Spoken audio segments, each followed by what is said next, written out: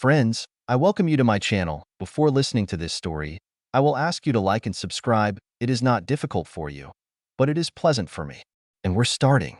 3 years ago, my wife Courtney and I, Kevin, seemed to be living for art.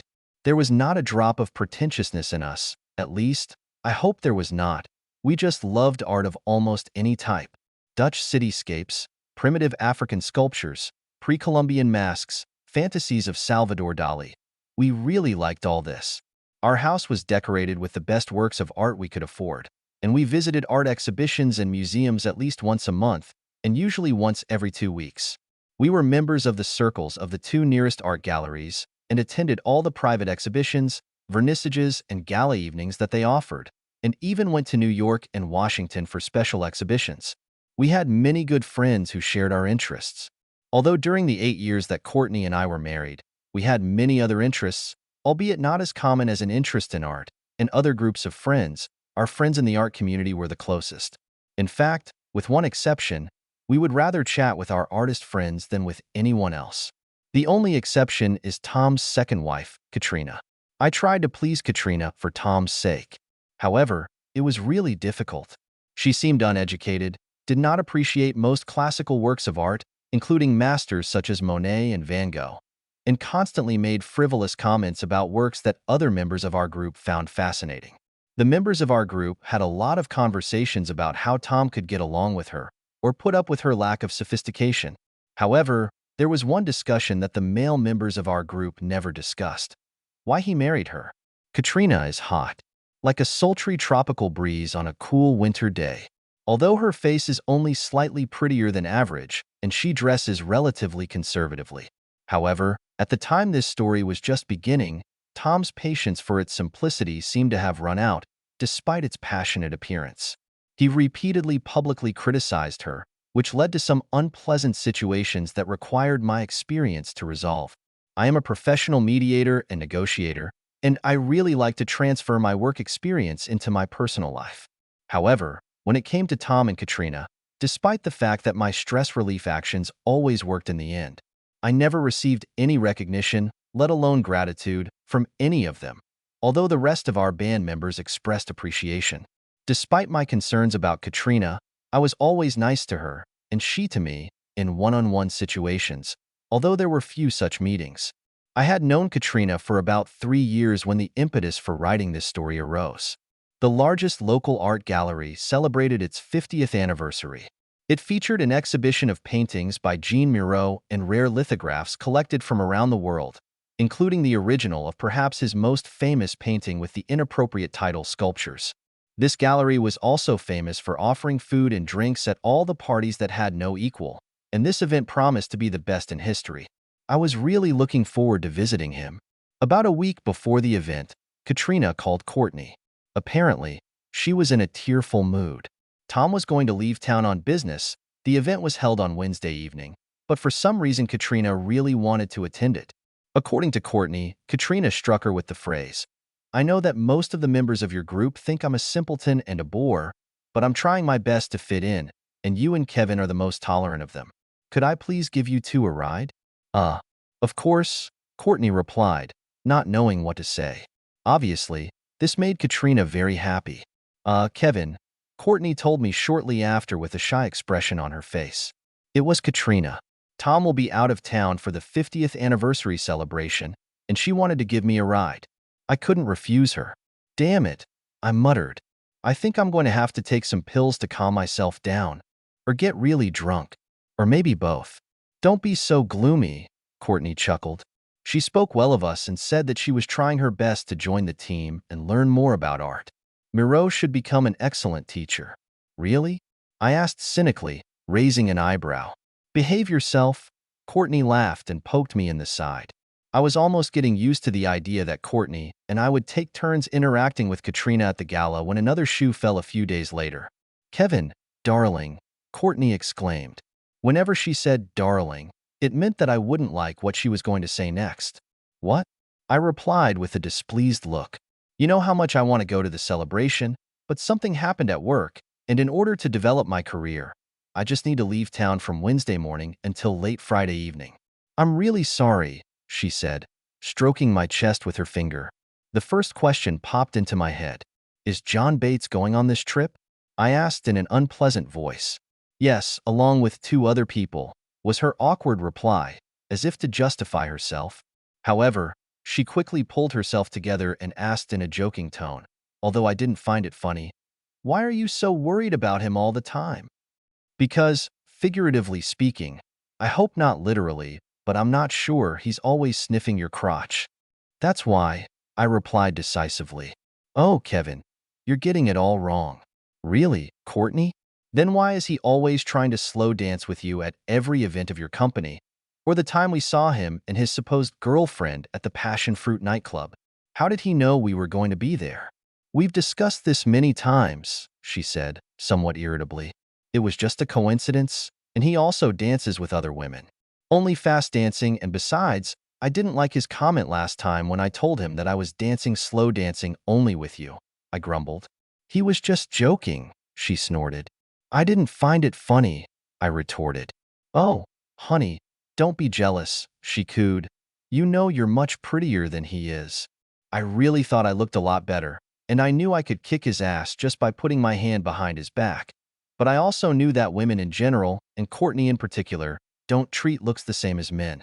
Her last boyfriend before we got married 7 years ago looked a lot like John, and she seemed to be in love with him until he foolishly dumped her and then unsuccessfully tried to get her back.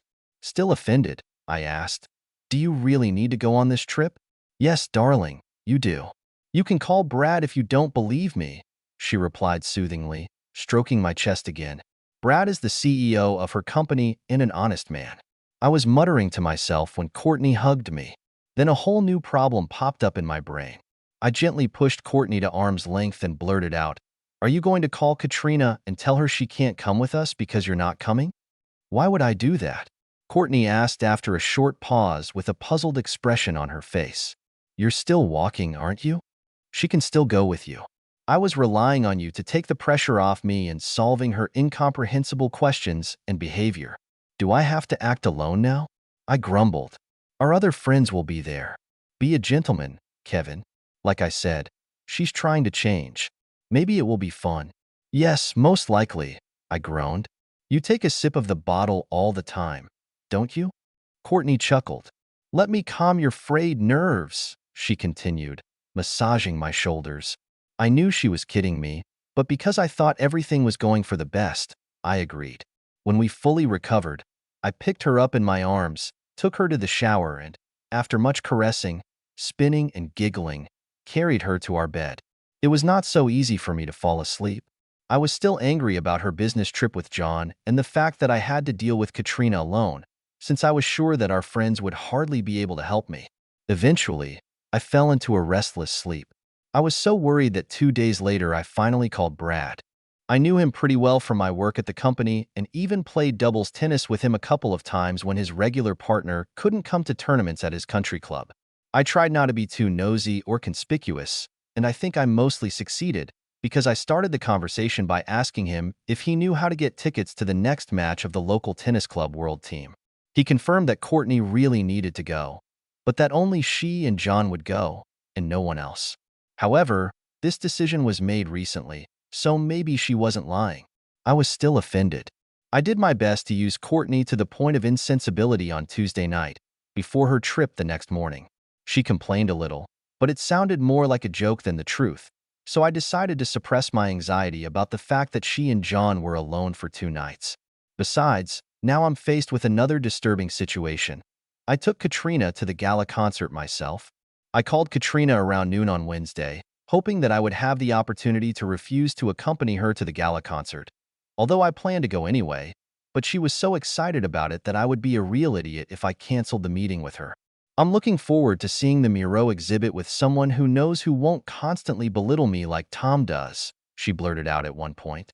I prepared for a difficult evening, but vowed to do my best. I was wearing a formal suit at the event, so I was wearing a tuxedo. When I picked Katrina up, she was wearing an elegant floor-length electric blue dress, strapless, sleeveless, with an open back and open shoulders, with a slit almost to the thigh on the left side. She wore a bright sapphire necklace around her neck and a discreet sapphire bracelet on her left wrist.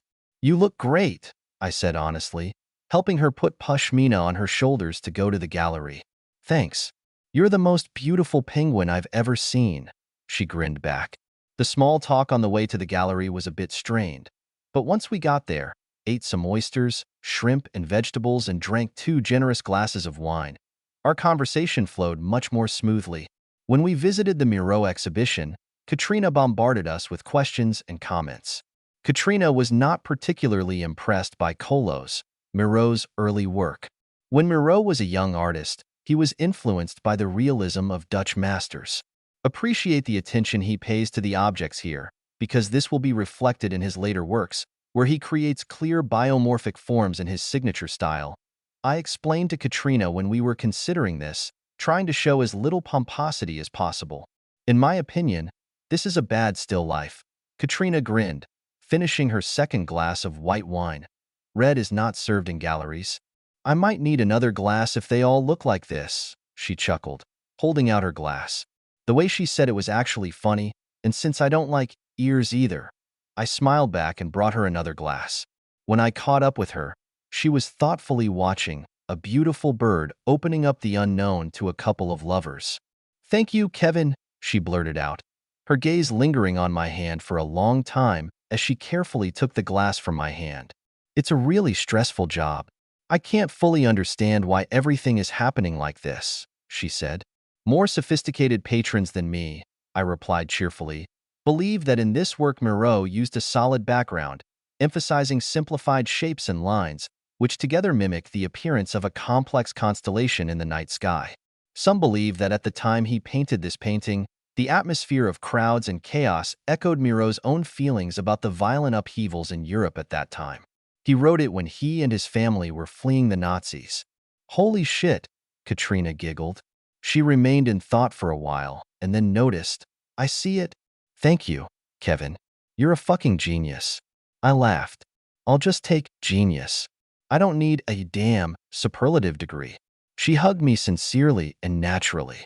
In fact, I had a good time playing the role of a tour guide for Katrina while we looked at the rest of the collection. Instead of being silly or donkey-like, most of her comments were humorous or thoughtful, and some were even insightful. And this is despite the fact that I generously poured her a 4th glass of wine. Katrina's best comments were left for last, about Miro's composition called Motherhood. "Is it really a woman?" Katrina giggled after looking at the work for a couple of minutes, finishing her 4th glass of wine. "Yes, it is," I grinned. "Obviously, this is very schematic and reduced to the simplest form. I think she has pretty breasts, even if she's anorexic," Katrina smirked. "But I have to say I could show you some of the art in my house that's much more aesthetic." "They say that beauty is in the eyes of the beholder," I quoted. "Yes, but the work of art that I can show you in my house is, in your opinion, much more beautiful and spectacular than anything in this collection," she grinned. We met with some of our friends. We had a very pleasant conversation, in which Katrina enthusiastically took part and winked at me every time she repeated one of my remarks.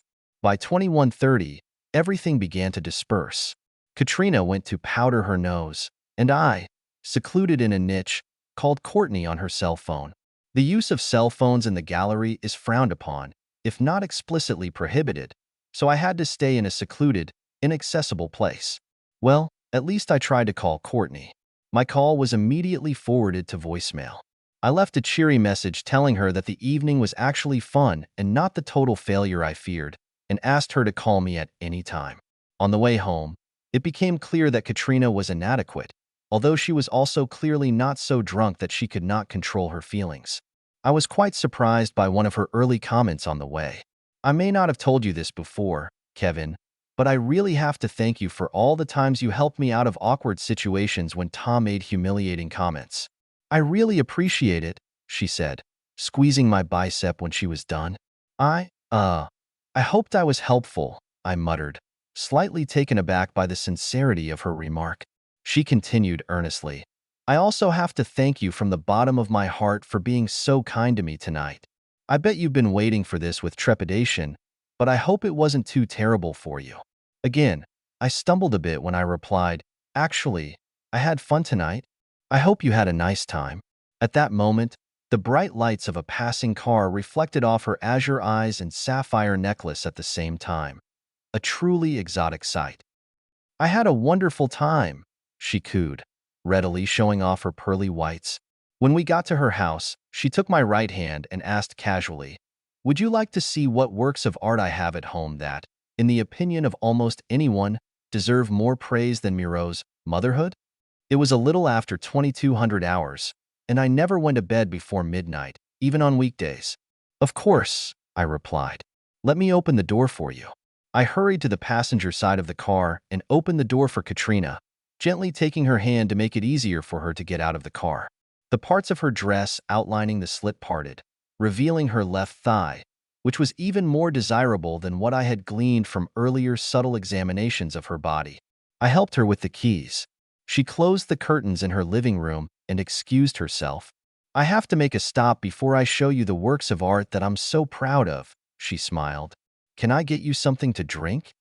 "I think I've had enough at the party," I replied. "I have to go home anyway." "Oh, don't worry. You'll be completely sober by then. If you change your mind, the bar is over there," she said, pointing to a small bar between the living room and the kitchen. "I'll be back soon," she said, and disappeared somewhere in the depths of the first floor. I walked around the living room, looking at the paintings on the walls, and made another call to Courtney's cell phone. He switched back to voicemail. I left a short message, "Call me back." I was a little confused, but shrugged my shoulders and continued to look at the compositions on the walls. I had only been to Tom's house once before, when he was married to his first wife. It seemed to me that most of the work has changed since then.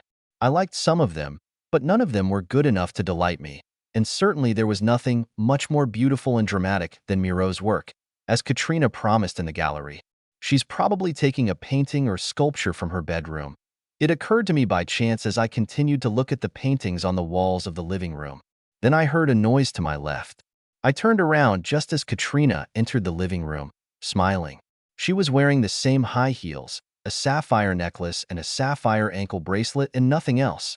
I was lucky that I didn't pick up a drink at the bar, because I would have dropped it for sure. "Now tell me honestly, is Kevin a work of art? Is it more beautiful and dramatic than anything you've seen in marble or on canvas?" she asked rhetorically, defiantly moving her arms and at the same time smoothly turning 360 degrees. I was stunned, speechless and stunned by what I saw. There was no doubt that Katrina's body was the best I had ever seen, in person or in the media.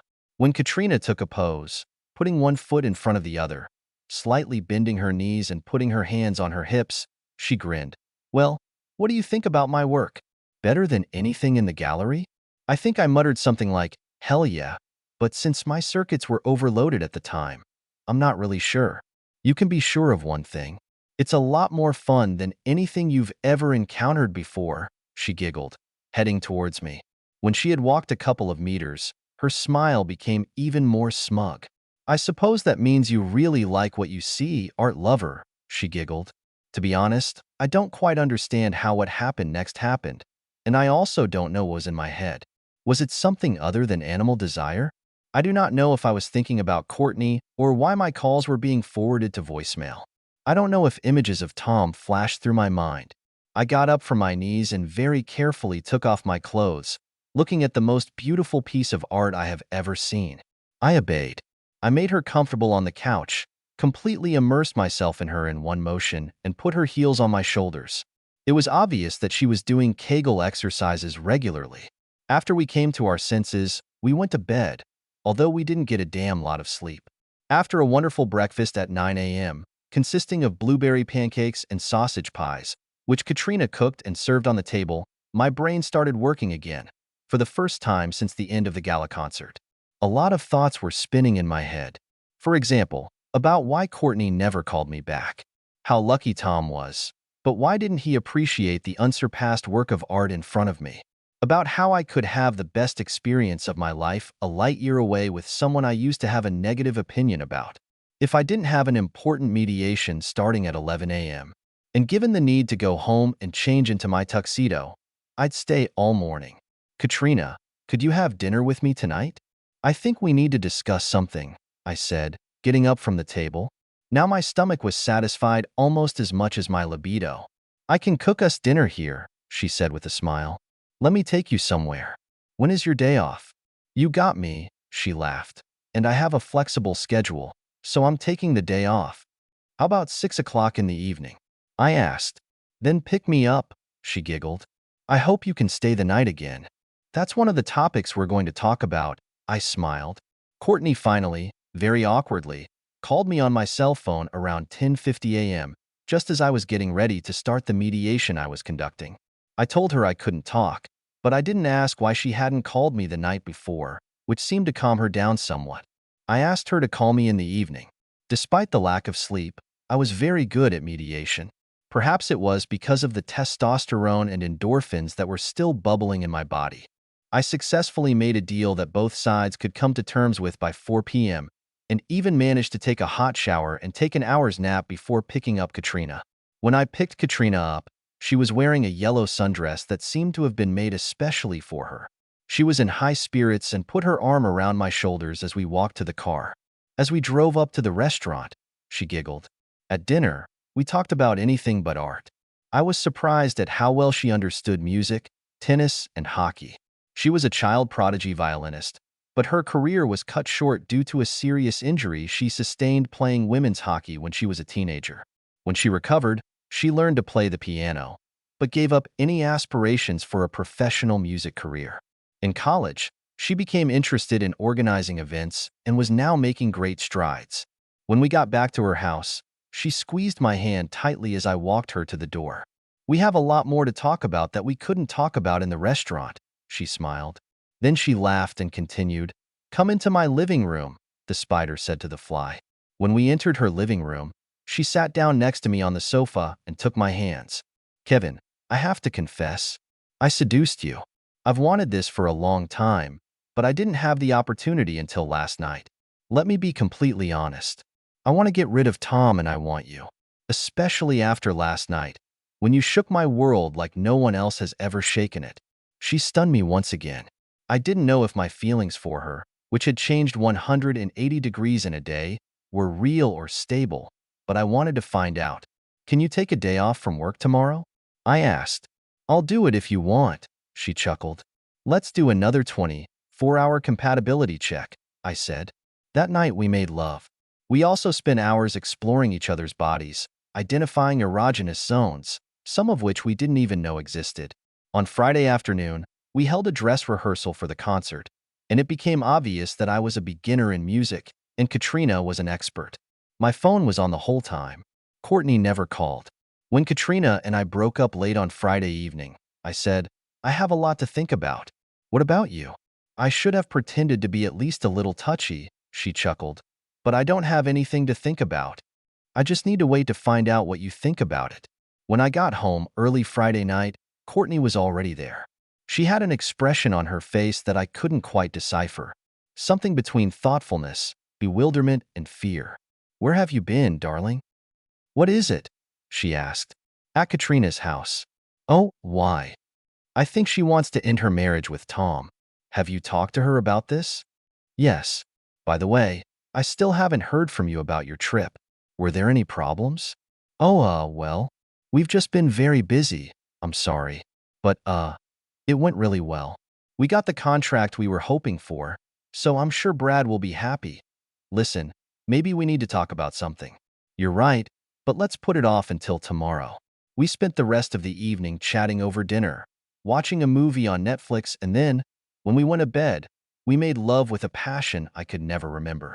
The contrast between making love with Courtney and the way he was with Katrina couldn't be more striking. On Saturday morning, I went for a 50-kilometer bike ride while Courtney went to her fitness club. We met at home for lunch, took a shower, and then sat down together. Expensive. While I was away, something happened, she began. "Yes, of course," I giggled. The next 4 months were not pleasant, but at least Katrina and I were never more determined than we were at that time. Courtney and Tom seemed to hesitate between trying to mend their relationship and breaking up their marriages, but Katrina and I put an end to their hesitation by renting an apartment and moving in 6 weeks later. As soon as the divorces were finalized and Courtney and Tom bought out our shares in the houses, Katrina and I bought a house together and got married soon after. I don't know about Courtney and Tom, but I've never looked back. Now, 3 years after the gala, I'm still living the dream. Every night I snuggle up to a living, breathing, perfect work of art, and I couldn't be happier. End.